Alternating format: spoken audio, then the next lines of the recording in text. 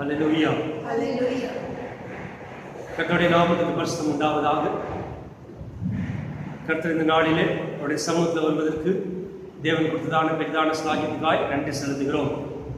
நாளை விசேஷமான நாளாயிருக்கிறது. இந்த நாளிலே முழுவதும் தீப ஒளியை என்ன செய்கிறார்கள்? கொண்டாடுகிறார்கள். இரண்டாவது, குழந்தைகள் தினமாக இந்த நாள் என்ன செய்கிறாங்க?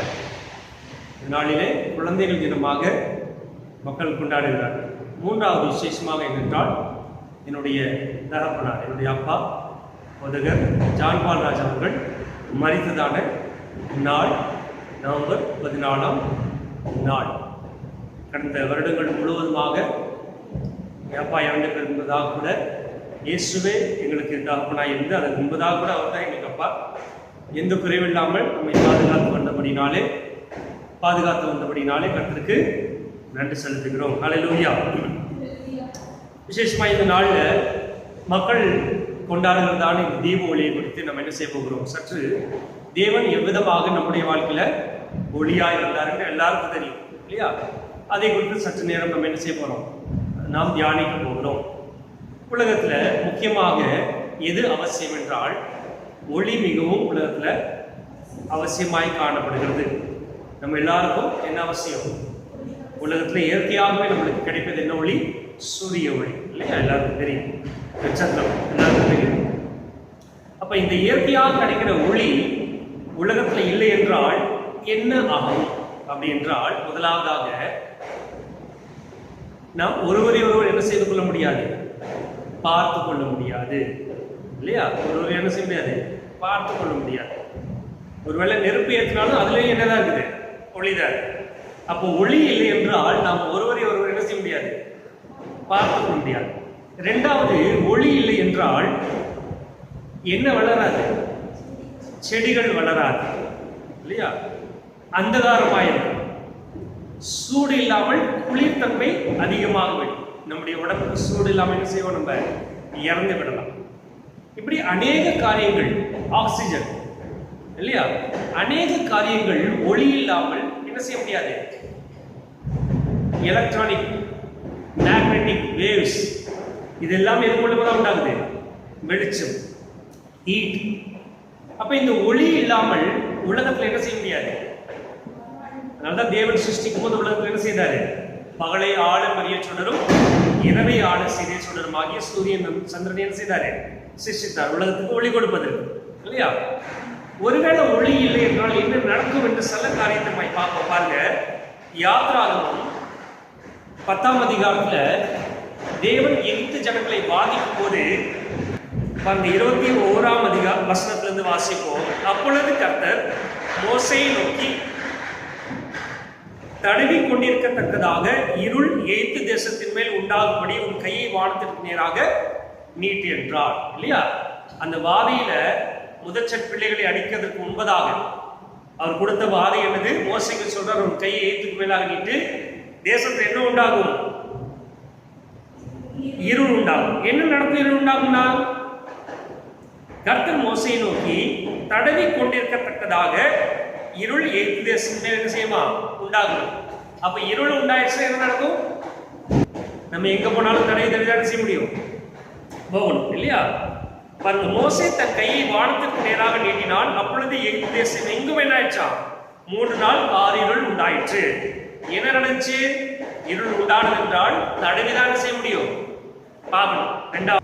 3 நாள் மட்டும் ஒருவரை ஒருவர் காணவும் இல்லை, ஒருவரும் தமிழத்தை விட்டு எழுந்திருக்கவும் இல்லை. அப்ப இருள் வந்து விட்டது என்றால் அந்த இடத்துல நம்ம என்ன செய்ய முடியாது? ஒன்றுமே செய்ய முடியாது. ஒரு இடத்துல போகணும்னா தழுவிதான் போகணும்.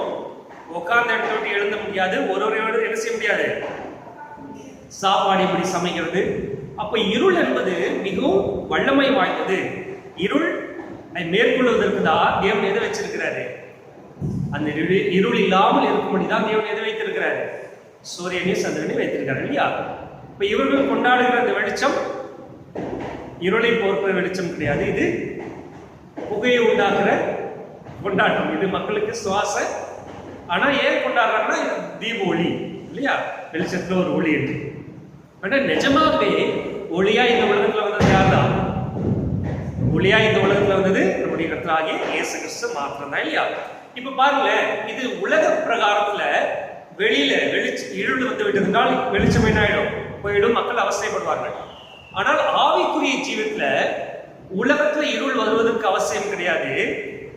ஒருத்தனுடைய கண்ணை குருடாகிவிட்டாலே அவன் யாரா மாறிவிடுவான்?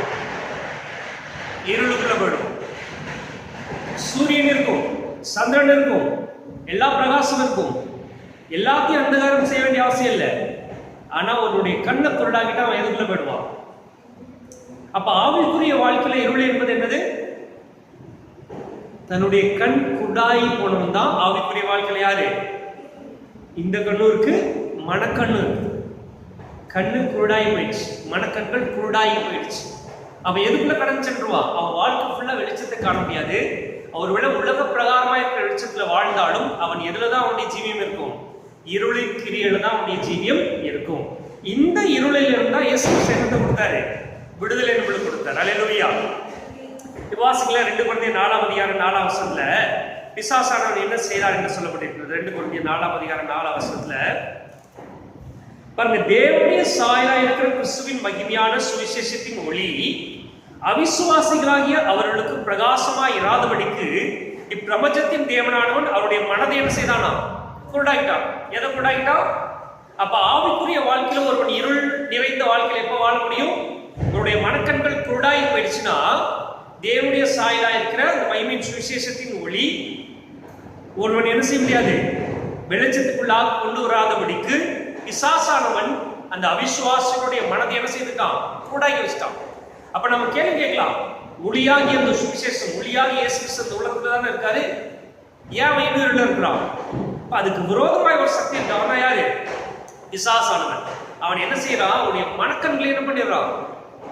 அவிசுவாசிகளா அஞ்ஞானிகளுக்கு மாத்திரமல்ல, கிறிஸ்துவர்களையா இருந்து கூட தேவனுடைய வார்த்தையில அவிசுவாசமா இருந்தால் அவன் மனக்கண்கள் என்ன ஆயிடுச்சு? அப்ப இயேசு கிறிஸ்து என்கிற ஒளி இருக்கிற எல்லாம் இருக்கு, சரீர பிரகாரமா வெளிச்சம் இருக்கு. ஆனாலும் அவன் எந்த வாழ்க்கையில இருப்பான்? இருள் நிறைந்த வாழ்க்கையில தான் இருப்பான். ஏனென்றால் பிசாசானவனுடைய மனக்கண்கள் என்ன பண்ணிட்டான்? குருடாயிட்டான். அப்ப மனக்கண்கள் குருடாகின ஒருத்தன் எந்த வாழ்க்கையை வாழ்றான்? இருள் நிறைந்த ஒரு வாழ்க்கையில வாழ்ந்து கொண்டிருக்கிறான். அவன் என்ன செய்தாலும் தான் செய்கிறது சரி என்றே தோணும். அவன் பாவமான ஒரு வாழ்க்கையை வாழ்வான். இப்படிப்பட்ட இருளிலிருந்து விடுவிக்கதா யார் வந்தாரு? மனக்கண்கள் குருடாயிச்சுனா எப்படி இருக்கு தெரியுமா? பாருங்க, பழைய நியமத்துல ஒரு வார்த்தையை நான் சொல்றேன். ஆதியாகமம் 19ஆம் அதிகாரத்தில் சொல்லப்பட்டிருக்கிறது. ஆதியாகமம் 19ஆம் அதிகாரத்திலே இந்த இடத்துல சோதோம் குமரோ அழிக்கிறதுக்கு முன்பதாக லோத்தனுடைய வீட்டில் நடந்தது. 19ஆம் அதிகாரம் 10ஆம் வசனத்துல, அப்பொழுது அந்த புருஷர்கள் தங்கள் கைகளை வெளியே நீட்டி லோத்தை தங்கள் அன்னைக்கு வீட்டுக்குள் இழுத்துக்கொண்டு கதவை பூட்டி தெருவாசலில் இருந்த சிறியோரும் பெரியோருமாகிய மனிதருக்கு குருட்டாட்டம் பிடிக்க பண்ணினார்கள். அப்பொழுது அவர்கள் வாசலை தேடி தேடி என்ன செய்தாங்களா? தூதர்கள் லோத்து வீட்டுக்கு போகும்போது வெளியில் இருக்கிற ஜனங்கள் என்ன சொல்றாங்க? சோதம் குமர மக்கள், அவர்களை வெளியே அனுப்புங்க, நான் அவர்களை அறிய வேண்டும் என்று. நம்ம லோத்து வெளியே போய் சொல்றா, இல்ல அவங்க ஒன்றும் செய்யல. இவர்கள் என்ன செய்யறாங்க? தூதர்கள் லோத்தை உள்ளே இழுத்துக்கொண்டு வெளியில இருக்கிற ஜனங்களுக்கு என்ன பிடிக்க வச்சுட்டாங்களா? குருட்டாட்டம் பிடிக்க வச்சுட்டாங்களா? குருட்டாட்டம் பிடிச்சது என்ன ஆயிடுச்சு? இவன் வீட்டுக்காரவை தேடி தேடி என்ன ஆயிடுச்சு? அழுத்து போனாங்க, கிடைக்கவே இல்லை. அப்ப எவனுடைய மனக்கண்கள் இவ்விதமாய் குருடாக்கப்பட்டிருக்கிறதோ அவன் தேடி தேடி தேடி எது சரியான பாதை அப்படி என்பதை அவனால் என்ன செய்ய முடியாது? கண்டுபிடிக்கவே முடியாது. அவன் அழுத்து போய் விடுவான் இல்லையா? அவன் என்ன செய்து விடுவான்? அப்ப பிசாசானவன் அநேகருடைய மனக்கண்களை குருடாக்கி வைத்திருக்கிறதுனால அவர்கள் யார் சரியானவர், இயேசு கிறிஸ்து எங்க இருக்கிறார், எப்படி இருப்பார், எப்படி நம்மளோட இடைப்படுவார் என்பதை அவனால் என்ன செய்ய முடியல. தன்னை இஷ்டப்படி தேடுகிறான். தன்னுடைய சுயத்தின்படி தேடுகிறதுனாலே அந்த இயேசு கிறிஸ்து அவனால் என்ன செய்ய முடியல. கொஞ்ச நாள் இயேசு கிறிஸ்து தான் பின்பதாக என்ன செய்யலாம், அவர் பேசவே மாட்டார் பண்றேன். இப்ப இவ்விதமாக பிசாசானவன் உலகத்தில் அநேகரை குருடாக்கி என்ன செய்திருக்கிறான். அதுல இருந்து விடுதலை கொடுக்க யாரால மாத்திரம் தான் முடியும்? இயேசு கிறிஸ்துனால மாத்திரம் தான் முடியும். சரியா? இவ்விதமா இருக்க இருள் எல்லாருக்கும் அவ்வளவு விருப்பம் கிடையாது. வெளிச்சம் வாஞ்சிக்கிறோம், வெளிச்சத்தினாலதான் நம்ம ஒழுங்கா நடக்க முடியும். ஆனா ஒரே ஒருத்தர் தான் இருளை ரொம்ப வாஞ்சிக்கிறது. அது யாரு? சாத்தான். உலகத்துல ஒருத்தர் வாஞ்சிப்பான், அது யாரு? அவன் வெளிச்சத்துல உலகத்துல இருந்தாலும் அவன் வாஞ்சிக்கிறது இருள் தான். என்னது? யார் அது? திருடன். திருடனுக்கு பிடிச்சதுதான். அவர் வேலையை எப்பதான் ஆரம்பிக்கணும்? ஒருத்தர் வீட்டில் போய் திருடுறதுக்கு, அவங்களை ஏமாத்துறதுக்கு எல்லாமே எப்பதான். அதனாலதான் பிசாசு கூட ஏசப்பா என்ன பேர் வச்சிருக்கிறாரு? திருடன் பேர் வச்சிருக்காரு இல்லையா? இப்ப வாசிங்க யோவான் 10ஆம் அதிகாரத்துல 10ஆம் வசனத்தை வாசிங்க. திருடன் திருடவும் கொல்லவும் அழிக்கவும் வருகிறானே என்று வேறொன்றும் என்ன செய்யலாம் வரான். அவைகளுக்கு நானோ அவைகளுக்கு ஜீவன் உண்டாயிருக்கும், அது பரிபூர்ணப்படவும் வந்தேன். அப்ப திருடன் யாரு? இருளை ரொம்ப வாஞ்சிக்கிறேன் பிசாசு, இருளின் அதிகாரி. அவன் திருடவும் கொல்லவும் அழிக்கவும் வருகிறானே என்று வேறொன்றுக்கு என்ன செய்யலாம். அப்ப இருள்ல ஒருத்தர் இருக்கிறானா அவன் என்ன ஆயிடுவான்? திரட்டப்பட்டு போயிடுவான், கொல்லப்பட்டு போயிடுவான், அழிக்கப்பட்டு போயிடுவான். அவருடைய ஆத்ம ஜீவன் முழுமையாகி போயிடும். ஆவிக்குரிய எல்லா காரணமும் திருடப்படும். அவனுடைய வாழ்க்கையிலிருந்து பரிசுத்தம் திருடப்படும், கொல்லப்பட்டுருவான். ஆவிக்குரிய வாழ்க்கையில ஆத்மா அழிவை சந்திக்கும், அழித்து விடுவான் பிசாசு. ஆனா இயேசு சொல்றார், நானும் ஜீவனை கொடுக்கவும் அது பரிபூர்ணப்பட என்ன செய்தனா வந்தேன். அந்த ஜீவன் தான் என்னது? இப்ப வாசிங்க யோவான் 1ஆம் அதிகாரம். அது பரிபூர்ணப்படுறதா நித்திய ஜீவன் இல்லையா? அந்த ஜீவனை கொடுத்தாரு இல்லையா? நானோ ஜீவனை கொடுக்கும், அது பரிபூர்ணப்படும். இந்த பரிபூர்ணப்படுத்தல நித்திய ஜீவன். இப்ப ஜீவனை கொடுத்தாலே அதுதான் இந்த வசனம் இருக்கு. யோவான் 1ஆம் அதிகாரம் 4ஆம் வசனத்துல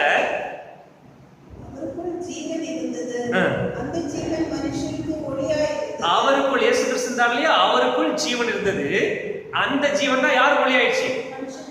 அப்ப பிசாசானவன் அநேகரை அந்த காலத்துக்குள்ளாக மனக்கண்களை உண்டாக்கி அந்த காலத்துக்குள்ளாக வழி நடத்தி தேவனை எங்க கண்டுபிடிப்பது தெரியாம இருக்கிற ஒருத்தனுடைய வாழ்க்கையில எல்லாம் அழிக்கப்பட்டு திருடப்பட்டு இருக்கிறதானவனுடைய வாழ்க்கை, ஒருவனுடைய வாழ்க்கையில யாரு ஜீவனாய் வந்தாரு?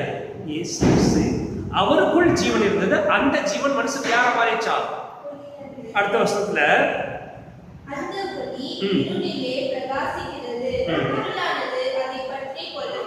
இருளானது என்ன செய்ய முடியாதா? அப்ப நம்முடைய வாழ்க்கையில அந்த காலத்துல இருந்த நம்மை வெளிச்சத்துக்குள்ளாக கொண்டு வந்தது யாரு? இயேசு கிறிஸ்து. அவருக்குள் ஒளி இருந்தது, ஜீவன் இருந்தது. அந்த ஜீவன் மனுஷனுக்கு என்ன மாறிச்சா? ஒளியாய் மாறி. சரியா? அப்ப நாம எல்லாம் கட்டாயமா எதை கொண்டாடணும்? தீப ஒளியாகி இயேசு கிறிஸ்துவை கொண்டாடுவது இன்றைக்கு மாத்திரமல்ல, என்றைக்கும் அந்த தீப ஒளியாக இயேசுவை என்ன செய்ய வேண்டும்? நாம கொண்டாட வேண்டும். ஏனென்றால் அந்த ஒளி எது பற்றி கொள்ள முடியாதான்? இருளானது அந்த ஒளியை பற்றி கொள்ள முடியாது. இப்ப இந்த வெளிச்சத்தை இருள் பற்றி கொள்ள ஆகணும். சூரியன் போகும்போது அந்த காரணம்.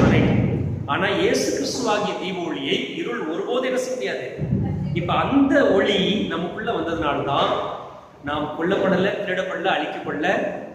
அந்த நிலைமையில இருந்து நம்மை மாற்றி ஜீவ ஒளியை தந்து அது பரிபூர்ணப்பட வைக்கிறார். ஹல்லேலூயா. நித்திய ஜீவனுக்காக என்ன பண்ணிட்டார்? நம்மளை ஏற்படுத்துறார். அப்ப அனுதினமும் அந்த தீப ஒளியாக இயேசு கிறிஸ்துவை நம்ம என்ன செய்யணும்? உள்ளத்தில் மனதார கொண்டாடணும். சரியா? இரண்டாவதாக இந்த நாள்ல பார்த்தோம் என்றால், இந்த நாள் எதற்கு? குழந்தைகள் தினமாக என்ன செய்கிறோம்? நாம கொண்டாடுறோம். குழந்தைகளை நாம் வாழ்த்துகிறோம். குழந்தைகள் கர்த்தர் தந்த ஈவு இல்லையா? கர்ப்பத்தின் கனி கர்த்தரால் வந்த ஈவு. குழந்தைகள் பாக்கியம் இல்லாமல் அநேக பேர் என்ன செய்யறாங்க? கஷ்டப்படுறாங்க இல்லையா? குழந்தைகள் விசேஷமானவர்கள். குழந்தைகளை மிகவும் யார் நேசிக்கிறது? இயேசப்பா நேசிக்கிறார்.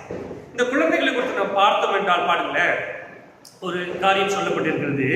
நம்முடைய தேசத்துல 3,03,00,000 பேரு குழந்தைகள் லேபரா இருக்காங்க, வேலை செய்கிறவர்கள். 18 வயசு கீழே இருக்கிறவங்க, 14 வயசு கீழே இருக்கிற குழந்தைகள் 3,03,00,000 பேர் என்ன செய்யறாங்க? படிக்க முடியாமல் வேலை செய்கிறார்கள். சைல்ட் லேபர் சொல்லுவாங்க. அது கவர்மெண்ட் அனுமதிக்கல. ஆனாலும் குடும்ப சூழ்நிலை நிமித்தம் என்ன செய்யறாங்க? வேலை செய்ய ஆரம்பிக்கிறாங்க. எவ்வளவு பேரு? 3,03,00,000 பேரு சைல்ட் லேபர், குழந்தைகள் வேலை செய்யறாங்க. சரியா? இன்னும் பாத்தீங்க அப்படின்னா அந்த 3,03,00,000ல 1 கோடி பேரு 14 வயசு கீழே இருக்கிறவங்க. ஹோட்டல்ல வேலை செய்யலாம், எங்கேயாவது வண்டிகள் ஒரு வேலை செய்யலாம். 1 கோடி பேரு 14 வயசு கீழே இருக்கிறவங்க என்ன செய்யறாங்க? வேலை செய்கிறார்கள். படிக்க முடியாம ஒரு வேலை சாப்பாடு கஷ்டப்பட்டு என்ன செய்யறாங்க? வேலை செய்யறாங்க இல்லையா? இன்னும் பார்த்தீங்க அப்படின்றால் நம் தேசத்துல 1,02,00,000 பேர் 1,02,00,000 பேர் என்ன வேலை செய்யறாங்க? விபச்சாரம் செய்கிறார்கள். சிறு பிள்ளைகள். எவ்வளவு பேர் பார்த்துங்க? 1,02,00,000 பேர்கள் விபச்சாரத்துல மாட்டிக்கொள்ளுகிறாங்க. நம்ம தேசத்துல எவ்வளவு விபரீதமான காரியம் பாருங்களேன். நம்முடைய தேசத்துல ஒரு நாள்ல 40 சிறு பெண்கள் விபச்சாரத்தில் ஈடுபடுத்தப்படுறாங்க. 40 பேர். 40 என்பது கொஞ்சம் கிடையாது. ஒரு ஆத்துமா ரட்சிக்கப்பட்டாலே பரலோகம் கழிவரும் என்பது என்னப்படும் போது ஒரு நாள்ல 40 சிறு குழந்தைகள், பெண்மணிகள், பெண் குழந்தைகள் விபச்சாரத்தில் கட்டாயமாக என்ன செய்யப்படுறாங்க?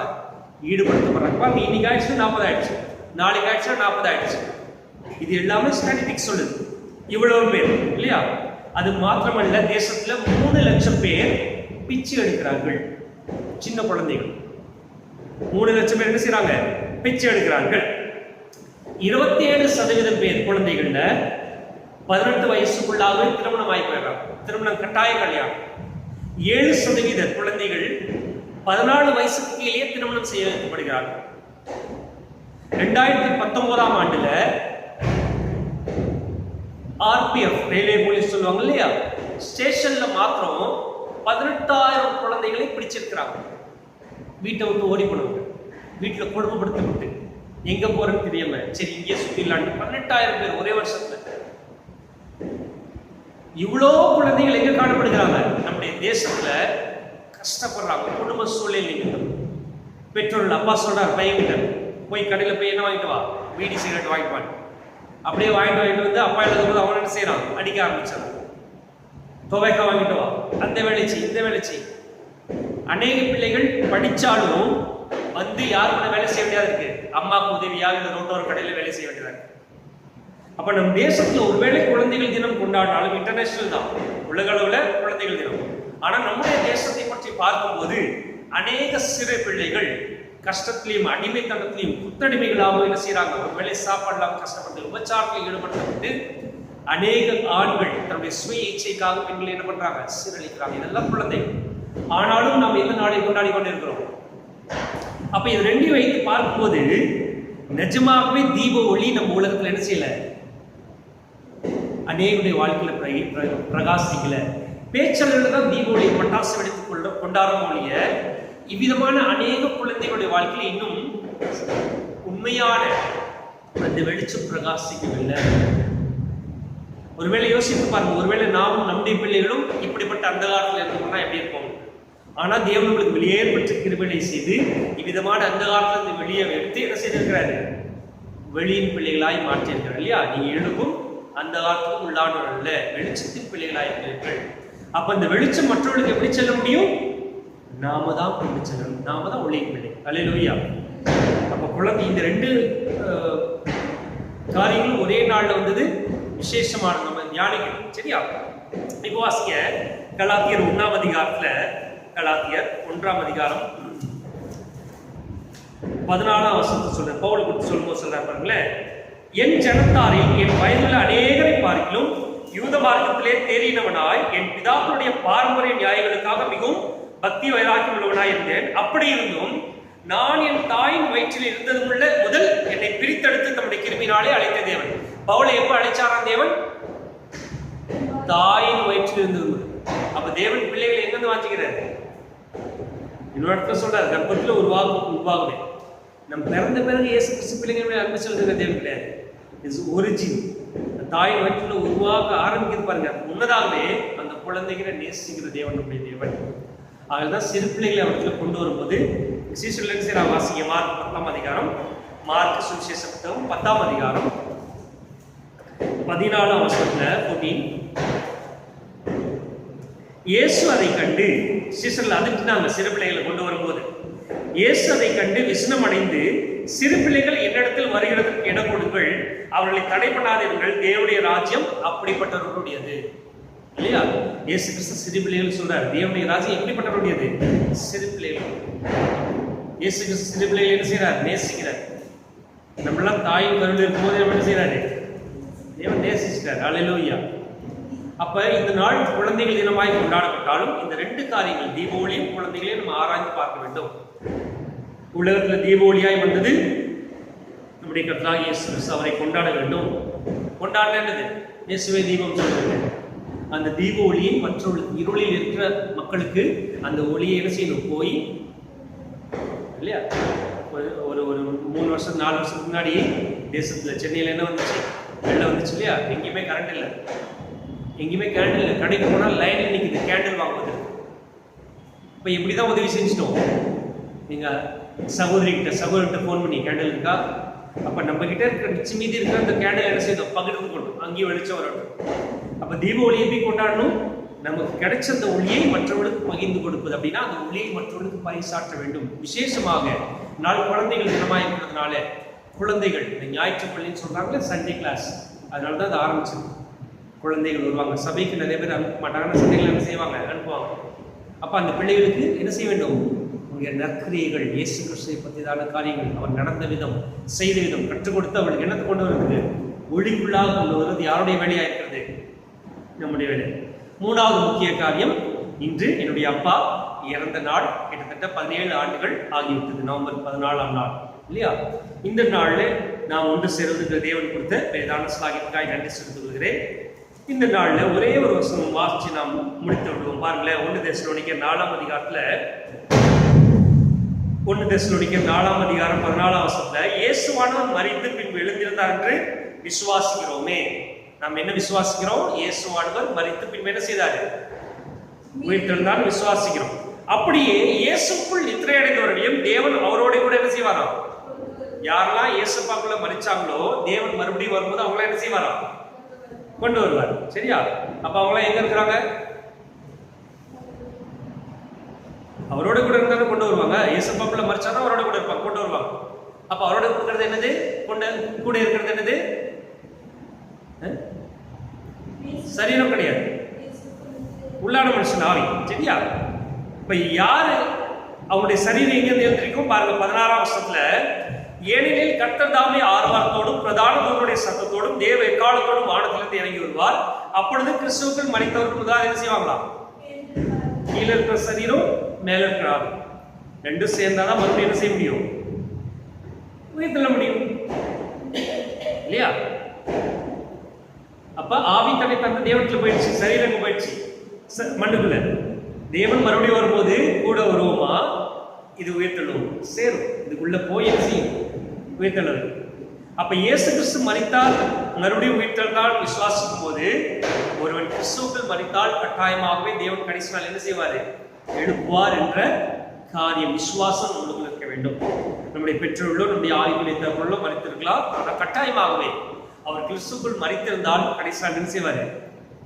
நாமும் கிறிஸ்துவுக்குள் மரித்திருந்தால் நாம் முதலாவது என்ன செய்வோம்? எழுந்திருப்போம் இல்லையா? 17ஆம் வசனத்துல, ஒருவேளை நம்ம மரிக்கலன்னா பின்பு உயிரோடைக்கும் நாமும் கர்த்தருக்கு எதிர்கொண்டு போக மேகங்கள் மேல் அவரோட கூட ஆகாயத்தில் எடுத்துக்கொள்ளப்பட்டு இவ்விதமா எப்பொழுதும் கர்த்தருடனே கூட என்ன செய்வோமா? அப்ப நாம் மரிக்கிறது எதுக்கு? நம்மளுக்கு முடிவு உண்டாகிறதுனால மரிக்கிறது கிடையாது.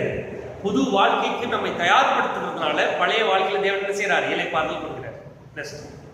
அப்படின்னா இதுக்கப்புறம் ஒரு புதிய வாழ்க்கைக்கு என்ன செய்ய போறோம்? நிரந்தர வாழ்க்கைக்கு நாம் போக போகிறோம். ஏனென்றால் ஏன் விசுவாசிக்கணும் என்றால், நாம் ஆராதிக்கிற இயேசு கிறிஸ்து, தீப ஒளியாய் வந்த இயேசு கிறிஸ்து, குழந்தைகளை நேசித்த இயேசு கிறிஸ்து, நமக்காய் ஜீவனை கொடுத்த இயேசு கிறிஸ்து மரித்தால் உயிர்த்தெழுந்து சதாவா இருக்கிறார். அது போல நாமும் அவரோடு கூட ஜீவித்து அவரோடு கூட மரித்தோம் என்றால் நாமும் மரித்து உயிர்த்தெழுந்து அவரோடு கூட சென்றோம். ஹல்லேலூயா. கண்களை மூடி ஜெபிப்போமா? இயேசுப்பா, இந்த சாயங்கால வேளையிலே நம்முடைய சமூகத்தில் அர்ப்பணிக்கிறோம். நாளை நீர் ஆசீர்வதித்தபடினால் என்று செலுத்துகிறோம். ஆண்டவரே, தீப ஒளியாய் நம்முடைய வாழ்க்கையில வந்து அந்த காலத்தில் இருந்து எங்களை வெளியே கொண்டு வந்து தயவுக்காய் ஸ்தோத்திரம். அநேக குழந்தைகள் கர்த்தாவே விபச்சாரத்திலும் பாவத்திலும் மாட்டி கிடக்கிறாங்க. ஆண்டவரே, ஏழ்மையிலையும் கஷ்டத்திலையும் மாட்டி கிடக்கிறாங்க, அடிமைத்தனத்துல ஆண்டவரை மாட்டி கிடக்கிறார்கள். அவளை எல்லாம் விடுதலை செய்ய முடியும். தேவரே, மனம் இருந்த வேண்டுமாய் செபிக்கிறோம். நாளிலே அடியாருடைய தகப்பன் மரித்த நாளிலே ஆண்டவரே 17 வருடங்களாக நீ பாதுகாத்து வந்த கிருபைகளுக்காய் நன்றி. தொடர்ந்து உடைய நாமமை படுத்தும். சகல துதியும் கனமும் மகிமையும் ஒருவருக்கு மாத்திரம் செலுத்துகிறோம். மீட்பர் இயேசு கிறிஸ்துவுடைய வல்லமையுள்ள நாமத்தினாலே எல்லாவற்றையும் வேண்டிக் கொள்கிறோம் எங்கள் ஜீவனுள்ள நல்ல பிதாவே. ஆமென். அல்லேலூயா, அல்லேலூயா.